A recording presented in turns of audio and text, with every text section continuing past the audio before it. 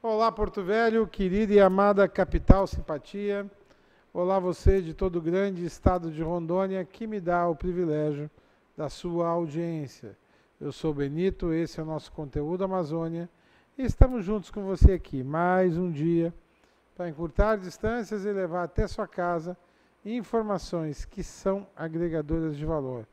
E para que tudo seja melhor, a primeira coisa é evocar, aqui e aí, sobre todos nós, as bênçãos e a presença de Deus, que o grande arquiteto do universo sempre nos dê mais justiça, paz, perfeição, luz, força e beleza em tudo que fazemos. Afinal, com quem Deus anda, nunca anda só e sempre anda bem. Está aqui do meu lado o Giovanni, ele é urbanista. Quer dizer que ele é arquiteto urbanista. Onde é que... mas é tudo parente. Tudo misturado. E hoje nós vamos conversar aqui sobre espaços ociosos que não são contemplados pelo poder público. O que quer dizer isso? Quer dizer que a cidade é mal distribuída. Bom, isso todo mundo já sabe, né? Isso aí tem aglomeração na Zona Leste, aglomeração na Zona Sul, aí tem outros lugares que não tem nada, tipo Zona Norte, tem bem menos. Zona Oeste ninguém sabe onde fica. Porque não sabe onde. Se é beira do rio, se é do outro lado do rio. Exato. Se for então lá, mesmo tá vazio pra cacete. Lá tem uma ponte que liga, ou seja, a cidade podia começar lá, mas aí o plano diretor fez o favor de dizer que lá é área urbana, área rural. Tem todo um sistema aquilo lá. E ali a cidade já é tão mais simples de crescer para aquele lado da cidade. Porque olha onde é a Zona Leste. Quem sai lá de baixo, do Tancredo Neves, para chegar aqui no centro é 30 minutos. Quem sai do outro lado da ponte é 5. Então, é uma diferença muito grande. Mas essas coisas vamos conversar aqui hoje. Isso. Tá bom? Seja bem-vindo. Obrigado. Tá? E vamos conhecer um pouco do seu trabalho e obra hoje aqui. Beleza. Camila, saúde ele. Seja bem-vindo, Giovanni, ao nosso programa Conteúdo Amazônia. Você que fez geografia na Uni, na época que eu também estava fazendo curso lá, né? A gente estudou juntos. Conheço o trabalho de Giovanni já tem um tempo. E o que mais chama a atenção é que o Giovanni já apresentou inúmeros projetos, inclusive poder público, de como melhorar a relação do espaço urbano aqui da nossa cidade, né? São projetos, são ideias. E é interessante a gente debater hoje, neste ano de 2020, sobre os espaços públicos, as questões do urbanismo da nossa capital, até porque nós estamos em ano eleitoral, né? E entra ano e sai ano, os problemas da cidade continuam e a grande parte da nossa preocupação, dos nossos problemas como munícipes, também está relacionada à falta de distribuição dos espaços que podem ser preenchidos na nossa cidade. E aí você vai comentar um pouquinho sobre isso. Isso. Então, Porto Velho tem o meu trabalho ele girou em torno exatamente dessa minha inquietude com relação à enorme quantidade de vazios urbanos em Porto Velho. O que a gente chama de vazio urbano? Vazio urbano tem duas conotações, basicamente. Pode ser os terrenos que estão esperando para ser alugados, áreas em construção e aqueles terrenos que não tem absolutamente nada, estão abandonados. Tipo aqui do lado da minha casa. Do meu também. Tem muitos. O teu é grande. O meu é uma quadra. Então, na época, eu comecei a fazer esse levantamento e a gente chegou a valores absurdos de terrenos que não tinham absolutamente nada. Então, a gente nem considerou o conceito francês de terreno vago, que eles consideram áreas em construção e áreas que estão esperando para ser alugadas. A gente pegou só os que não têm construção nenhuma. E a quantidade era muito grande. Inicialmente, meu trabalho era discutir só isso. Só que aí eu comecei a perceber, quando você começa a escavar e encontrar outros problemas, né? Eu comecei a detectar que isso é um problema que teve início em Porto Velho na década de 80. Especificamente na década de 80. Até a década de 80, Porto Velho não tinha uma grande quantidade de vazios urbanos. Embora a gente tivesse passado por vários ciclos econômicos em Porto Velho, até a comecinho da década de 80, a cidade tinha ficado muito compacta, com uma densidade que, inclusive, a gente não alcançou até hoje. Então, a gente já foi mais denso do que 2020, anterior à década de 80. Né?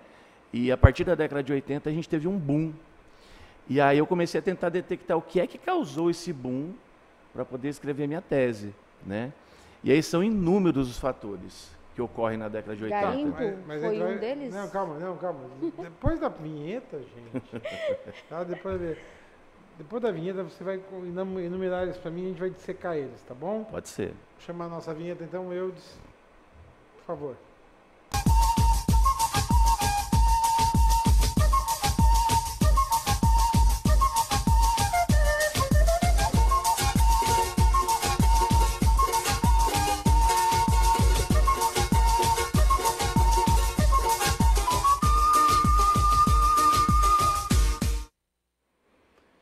Ô, Giovanni, só me fala um pouquinho da tua formação. Ah, sim.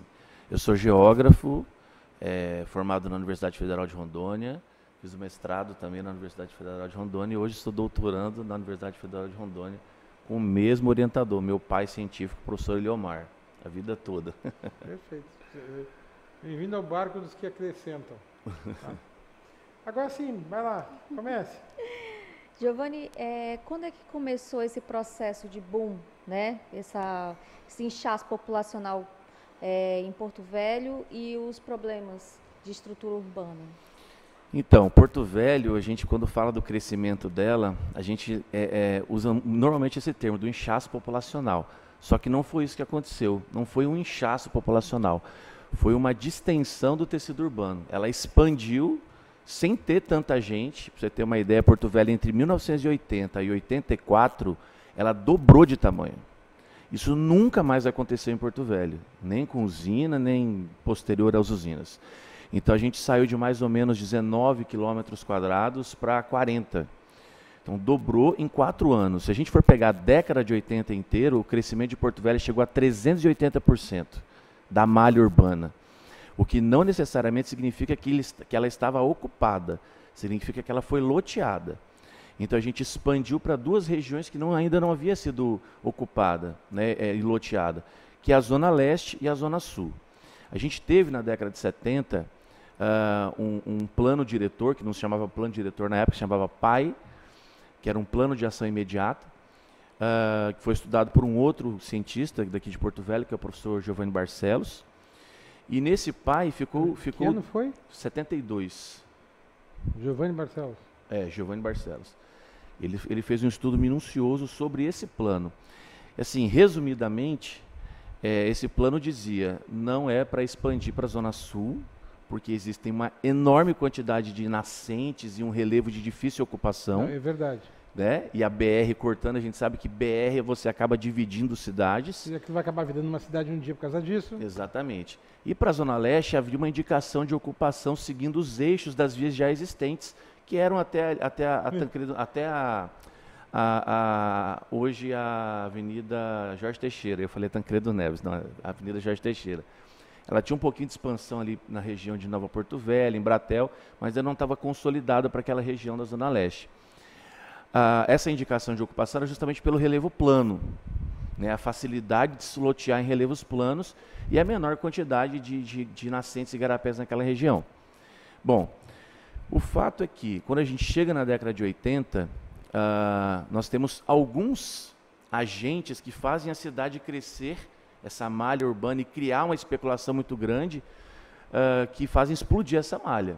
Né? Eu detectei, na época, o Polo Noroeste, né, que disponibilizou grande quantidade de recursos para Rondônia, para a expansão da cidade, para a expansão do Estado, para o crescimento. A emancipação do Estado em si, né, em 82, a construção da usina hidrelétrica no Rio Jamari, que é a Samuel, a pavimentação da BR, todos esses elementos que parecem desconexos, eles possibilitam cada uma modificação. A criação do Estado, emprego, né? A Universidade Federal de Rondônia, emprego. A pavimentação da BR-364, que era a antiga BR-29, ela facilita a chegada a Porto Velho. Né? A gente, até esse período da pavimentação, existia uma dificuldade de se chegar a esse espaço. E quando você pavimenta, você possibilita o crescimento de qualquer coisa à margem da BR. Né? Não é mais um crescimento nucleado, como era, por exemplo, na época da Estrada de Ferro. Onde é que crescia a cidade na época da Estrada de Ferro? Onde tinha estação. Então, a partir dali, você ia expandindo. Quando você tem a BR, você tem uma ocupação dispersa. Você pode parar em qualquer lugar da BR e construir. né? Então você possibilitou a chegada da cidade agora para um outro local, diferente da estrada de ferro e do porto, que se sobrepunha à estrada de ferro. Você agora pode chegar pela BR, então você possibilita a expansão por outro lado. A usina, é interessante que a usina constrói a Vila da Eletronorte, de uma área que não era para ser ocupada, lembra do PAI, em 72, e o hospital como compensação ali, o Hospital João Paulo II, surge nesse período. E aí você, quando cria esses elementos, quando a gente estuda essa parte do planejamento urbano, a gente percebe que é como se você cutucasse uma ferida, uma área que não tem nada, e você cria algo, você cria um incentivo àquela expansão. Então, quando se criou essa expansão, você percebe que a Campos Sales chega ali com mão dupla, canteiro central, bonitinha, calçadas com 4 metros. Quando chega no hospital, ela não tem mais canteiro central, não tem mais calçada, e ela começa a estreitar, ou seja, você cutucou uma área que não era para ter ocupação, e aí ela foi sendo loteada irregularmente, e em muitas situações clandestinamente, porque irregularmente a prefeitura libera, mas você faz diferente do que está no projeto. Clandestinamente ninguém sabe o que você está fazendo. Então foi as duas coisas acontecendo ali, a cidade foi expandindo brutalmente para aquela região, quem mora na Zona Sul sabe disso, né? Você tem ruas estreitas, ruas sem calçadas, ruas tortuosas, lembrando cidades medievais, né? O que dificulta o fluxo, né, daquela região, e poucas vias que chegam àquela área. Quando você pega a Rio Madeira, a Guaporé, a Mamoré, você percebe que ela faz um arco até a BR. A ideia é que elas chegassem à Zona Sul. Só que como não houve um cuidado na época com esse tipo de preocupação com a gestão do espaço urbano, elas não continuaram. Elas não têm conexão com a Zona Sul, né? E aí você chega na Zona Sul só basicamente pela Jatuarana, pela Campos Sales, né? A 13,5 chega na BR de qualquer maneira ali, mas você não tem essa conexão. Então, essa expansão, ela trouxe inúmeros problemas para a nossa cidade. Quadras com 500 metros de extensão, com 900 metros de expansão. Parece ser uma coisa besta, você falar assim, uma quadra, o que tem a ver quadra com uma extensão maior? Você incentiva o uso do veículo, você inibe o uso da calçada, você inibe as pessoas de quererem andar em Porto Velho, porque a quadra é enorme, não tem arborização, não tem calçada, ou seja, você tem uma conjunção de fatores que fazem com que você incentive as pessoas a utilizarem veículos motorizados, que é um contrassenso, é um dissenso hoje você incentivar isso. Isso começa na década de 80 em Porto Velho, nesse processo de expansão. E aí a história se desenrola na década de 90. Tá, mas a explosão demográfica foi que levou a isso? A gente teve um crescimento de mais ou menos 120% da população em 10 anos, entre 80 e 90. Não é um crescimento que justifica 380% de crescimento da malha urbana. Então, ou seja, hoje especulação imobiliária. Houve uma especulação imobiliária que fez com que a cidade expandisse muito mais do que precisava. Aí o governo deu título. Ele foi justificando, né? Ele foi dando título, aí o pessoal que já tinha uma casa, ficou com 2, com 3, no nome do Laranja, que depois vendeu para ele. Exatamente. E hoje tem um monte de terreno baldio valendo uma fortuna. Valendo uma fortuna. E nesse processo, eu gosto muito de citar o bairro Ulisses Guimarães, que é no final da década de 80, que é ali no comecinho de 90 que ele vai surgir. É a primeira vez que Porto Velho cria um tipo de urbanização que a gente chama de leapfrog, o pulo do sapo, que é a urbanização em saltos. Você cria um bairro desconectado da malha urbana. Foi a primeira vez que a gente fez isso. Hoje, se tornou comum. Se a gente for pegar os loteamentos e os condomínios, você vai perceber que todos eles estão desconectados. E por que eles fazem isso? Por que surge isso? Porque você quer que valorize essa faixa, esse interstício entre o bairro que está surgindo e a cidade existente. Então agora você vai forçar o Estado a criar infraestrutura para conectar essas duas áreas, e aí essas áreas no meio vão ser valorizadas. Quem são os donos dessas áreas? Quem detém a posse dessas áreas? Aí você começa a chegar a uma sobreposição de atores dentro do espaço urbano de Porto Velho. Você tem ao mesmo tempo o detentor do terreno, né, o detentor da posse daquela área, que pode ser de uma área rural, e ele muitas vezes é o agente público que deveria regulamentar essas áreas e cuidar para que a cidade tivesse uma gestão desses espaços adequadas. Então, quando você tem a sobreposição, esse agente múltiplo, ele começa a legislar em causa própria. Então, ele começa a liberar loteamentos para qualquer área da cidade, onde ele possa, de repente, ganhar um terreno, ou onde ele mesmo vai ganhar com a valorização do terreno. Então, Porto Velho passou por esse processo. Não, e bem pior, tem áreas que eram agrícolas, rurais, que passam a ser áreas urbanas, E o cara que tinha uma gleba de terra transformou isso num condomínio fechado. Exatamente. E ganhou uma grana com isso. Uma grana enorme. A valorização do terreno é gigantesca. E nesse processo a gente aí ele recebe a luz, a água lá dentro. Tudo. Porque para você transformar uma área de sair do Imposto Territorial Rural, do ITR, para o IPTU, você só precisa que tenha uma rua aberta, energia e água, acabou. Você não precisa ter nenhuma outra infraestrutura. Então, e uma escola num raio, se não me engano, de 3 mil metros. Então, assim, você acaba justificando essa expansão em áreas que não estão contíguas à área urbana. E aí a cidade começa a ter problemas. Um dos principais problemas que a gente tem em Porto Velho hoje é pessoas que não têm endereço. Você tem problemas, por exemplo, em avenidas gigantescas, como a Mamoré. A Mamoré tem um local que ela não é oficializada. Então, quando você tem ruas que não são oficializadas, você começa a ter problema com o endereço. Tem ruas em Porto Velho, acho que é Miguel Chaquian, se não me engano, que tem 3 projetos, tem 3 leis, ou seja, ela tem 3 nomes, porque o Igarapé corta ela.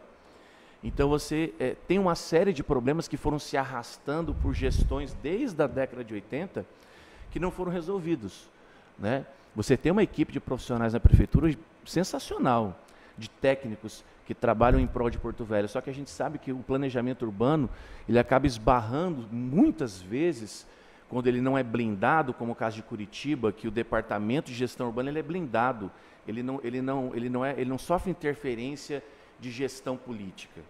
Então o plano está traçado para 10 anos. Quem vai assumir a prefeitura não interessa, o plano vai ser seguido. Então quando você não tem isso, esses técnicos eles ficam à mercê do que o poder político quer que faça com a cidade. Então, uma hora você quer fazer calçada, como já tivemos aqui em Porto Velho, projetos de você quer fazer esgoto. E vem uma grana danada.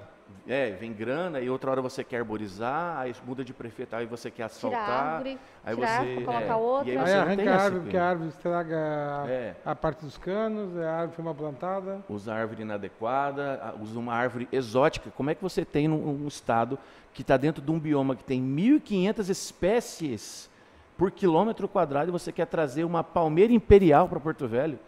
Sabe, são coisas que eu simplesmente não compreendo. Você tem aqui, quantas espécies de palmeiras tem na Amazônia, quantas espécies de árvores com copas que não afetam a fiação, com copas que podem arborizar sem problema de folha grande, de fruto, tem um monte. Não, mas você prefere pegar da Mata Atlântica, você prefere pegar uma do Cerrado, pegar espécies exóticas até da Índia, vamos falar aí de mangueira, de jambo, que não é nem do Brasil, né? Então, a gente precisa rever isso. A gente precisa trazer a discussão do espaço urbano para esse campo aqui, para o campo das pessoas, sair um pouco da prefeitura, porque senão a gente não consegue fazer com que as coisas andem, com que haja um fluxo de informações para as pessoas, e a gente escuta isso, o problema onde ele realmente existe, que é no bairro. Não é com um burocrata da prefeitura que você vai resolver, com um político. Você precisa disso, que as pessoas participem desse projeto, que essas pessoas discutam. E esse é o problema hoje. Como é que você vai envolver as pessoas se elas já estão completamente desestimuladas a participar desse processo de discussão? Porque você discute todos os anos, todo o plano diretor, e o que é feito? Nada. E como é que você vai trazer essa pessoa de volta para uma discussão se ela já está desestimulada? Porque ela não participa do campo de decisão, ela participa do campo da discussão e basicamente o que está acontecendo ali é uma pseudo-participação. Você anota que, tudo bem, essa é a sua reivindicação aqui do bairro Planalto, que é um dos bairros mais isolados de Porto Velho, ok, eu vou resolver. Vai para a cesta do lixo. E aí você vai conversar de novo com esse cara daqui a 4 anos, daqui a 10 anos, no plano diretor, ele vai falar assim, para que eu vou discutir? Se eu já discuti isso, não mudou nada. Né? Tá. Eu preciso saber qual é a solução, pelo menos se ela é paliativa ou definitiva, tá? Que nós temos à disposição. Mas tu quer fazer um comentário antes de eu chamar o intervalo? Não, agora não. Tá, então eu vou chamar o intervalo comercial. Quando voltar, você me aponta a saída do problema, pode ser? Continue conosco, é jogo rápido. É no ar. Outro cá.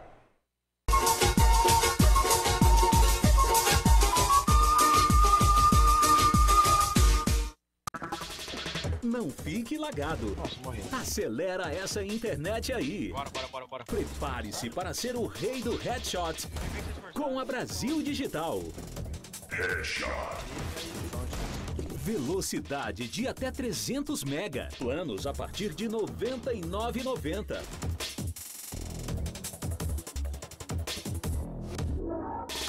Brasil Digital. Você conectado.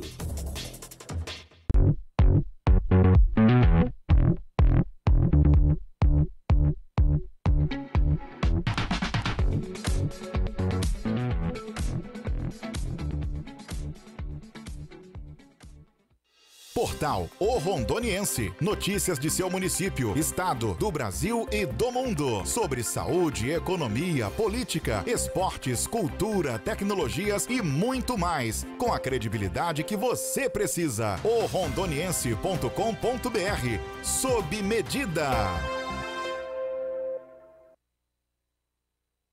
E estética Mãos de Fada. Depilação, designer de sobrancelha, extensão de cílios, limpeza de pele, clareamento íntimo, axilas e tratamento para a estria. Avenida 7 de Setembro, 6158, bairro Igarapé.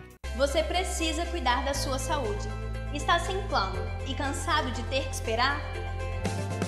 Venha para a Sol Saúde, próximo à Praça da Pirâmide, com as principais especialidades médicas, exames laboratoriais, com toda a atenção e agilidade que você precisa.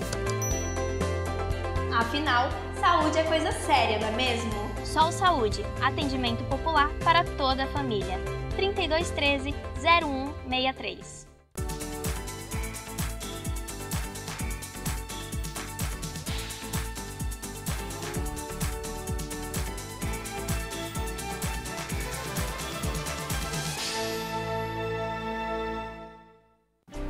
O que eu procurei?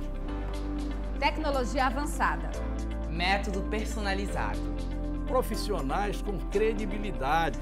Hospital de Olhos Veloso, o maior centro oftalmológico da região. Há mais de 3 décadas investindo em profissionais, estrutura e inovação em Rondônia. O objetivo é a qualidade de vida de seus pacientes. Diagnóstico e tratamento com excelência. E você? O que você está procurando? Hospital de Olhos Veloso.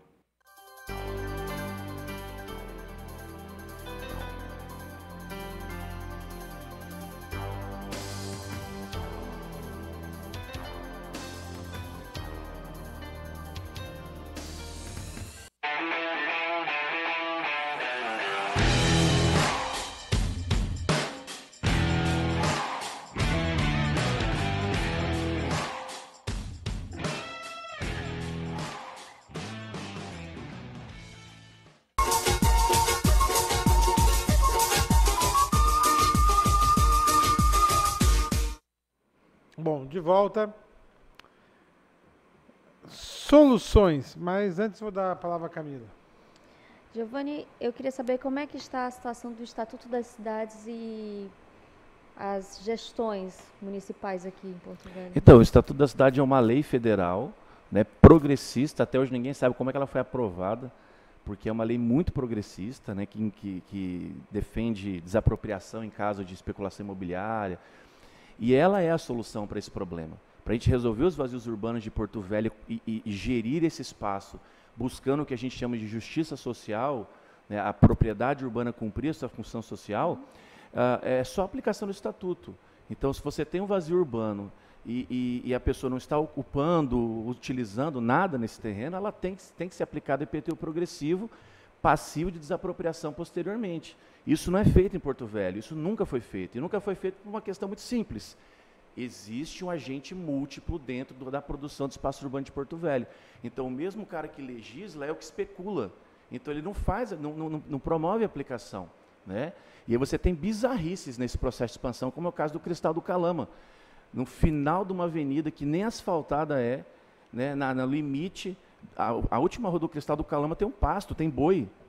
Então, você coloca uma população de baixa renda no extremo da cidade, ou seja, aquela população que precisa do transporte coletivo numa área inacessível, com dificuldade de acesso em função da falta de asfalto, e a cidade continua nesse processo de especulação e não resolve os vazios urbanos dentro da cidade. Na Jorge Teixeira você tem ali fazendas, né? São quadras inteiras vazias. Isso é inadmissível quando a gente trata de um país que tem uma lei desde 2001, que é o Estatuto da Cidade, buscando resolver esse problema. Então, é como se ela não fizesse parte da gestão da cidade.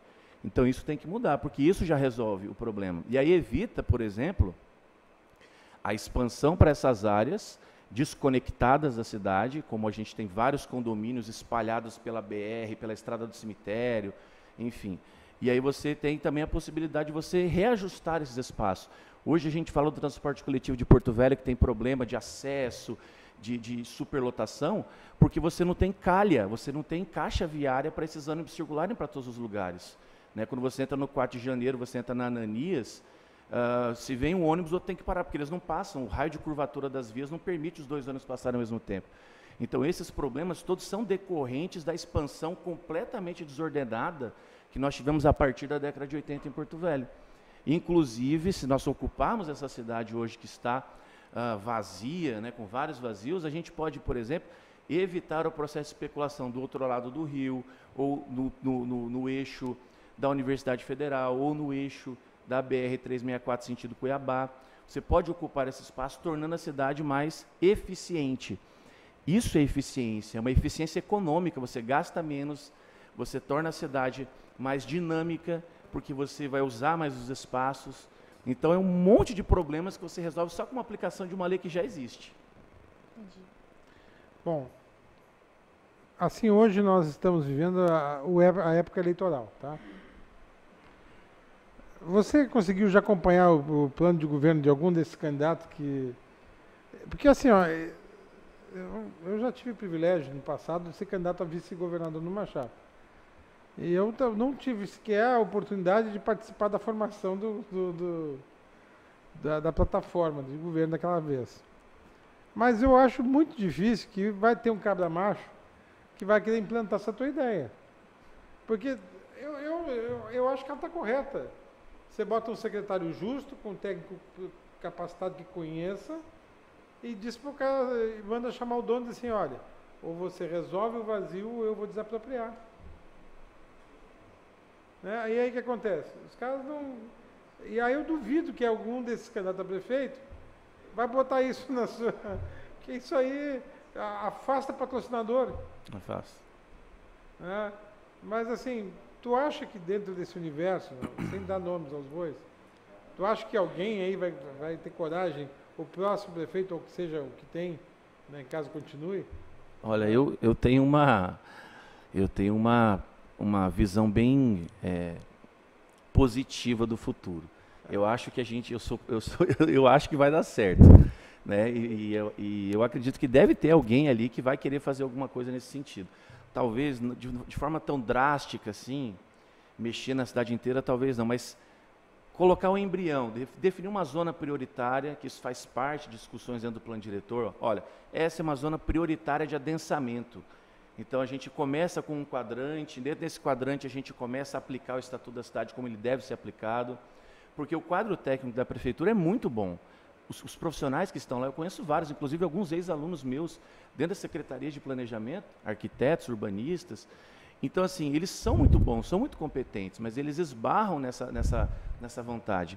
E eu acho que as micro modificações podem gerar uma modificação maior da cidade. Micromodificação que eu quero dizer é um plano de arborização por setor, um plano de implantação de áreas de lazer, por exemplo, na periferia de Porto Velho, que não tem, um plano de revitalização dos corpos hídricos. Não dá para pegar todos os igarapés de Porto Velho para resolver isso, mas você pode pegar um ou outro, implantar uma ciclovia. Uma das coisas que os meus alunos morrem de rir dessa história, mas eu falo assim para eles, imagine vocês pegando uma voadeira na Zona Sul, você sai no centro de Porto Velho. Imagina essa hidrovia funcionando, porque hoje o rio está afetado por causa do assoreamento, do entulhamento de lixo dentro dos igarapés. Mas a gente tem a possibilidade de ter um outro modal de transporte. E professor, então eu vou poder pegar meu jet ski e vir trabalhar. Você vai poder fazer isso. Então você dá uma alternativa, mas isso começa micro. Nem vou falar de Amsterdã, vou falar de Bangkok, que tem todo esse tipo de problema também. Também. Bangkok, tu pega um barco num canto e sai no outro. Exatamente. Porto Velho tem uma malha grande para fazer isso. Então, eu acho que são micro-revoluções que a gente faz, começando na frente da nossa casa, varrendo a nossa rua, plantando uma árvore adequada. É o que a gente chama de autonomia dentro da filosofia. Porque se tu vai esperar desses 16 candidatos que estão aí... eu acho que o planejamento ele parte de todo mundo, não vem de cima para baixo, não é uma coisa heterônoma, tem que fazer isso, não, é autônomo, acho que cada um tem que ter ciência da sua participação dentro da cidade e começar a planejar na cidade, planejar a partir da sua calçada, depois cuidando da sua rua e criando essa ligação com esse espaço, né? Tornando ele um lugar topofílico, que você tenha uma aproximação, um amor com aquele espaço. E aí a cidade, isso vai se proliferando. Cada um faz a sua parte. Claro, Deus Copenhague foi assim, Nova York foi assim. Essas Nova cidades York elas se foi. transformaram através de micro-revoluções. Não foi um prefeito mágico que chegou lá e falou para todo mundo, olha, a cidade se planeja assim. Não, as pessoas foram lentamente, né, absorvendo a cidade, cuidando da cidade. Ninguém queria andar de bicicleta na Holanda na década de 70. Por que que hoje tem as maiores ciclovias do mundo lá? Porque começou devagarzinho. Então eu tenho essa perspectiva muito positiva do futuro de Porto Velho, porque eu acho que a gente vai disseminando aqui numa conversa como essa na televisão, num debate num parque, numa conversa em sala de aula, eu acho que as coisas começam a florescer num futuro melhor. Que tu continue sendo um cara positivo. Dá tchau, Tânia. Giovanni, muito obrigada pela sua presença e volte outras vezes para debater sobre os espaços vazios aqui da nossa cidade e as soluções. Siga firme, tá bom? Obrigado, agradeço o espaço. Precisando, estou sempre à disposição. Valeu pela entrevista. Beleza, obrigado, aprendi muito, tá? Obrigado. E por hoje é só, pessoal, que o grande arquiteto universo continue escrevendo a todos. O sua luz, sua vida, seu amor. E eu te conto aqui com certeza no próximo programa. Foi um privilégio ter estado com vocês. Até lá.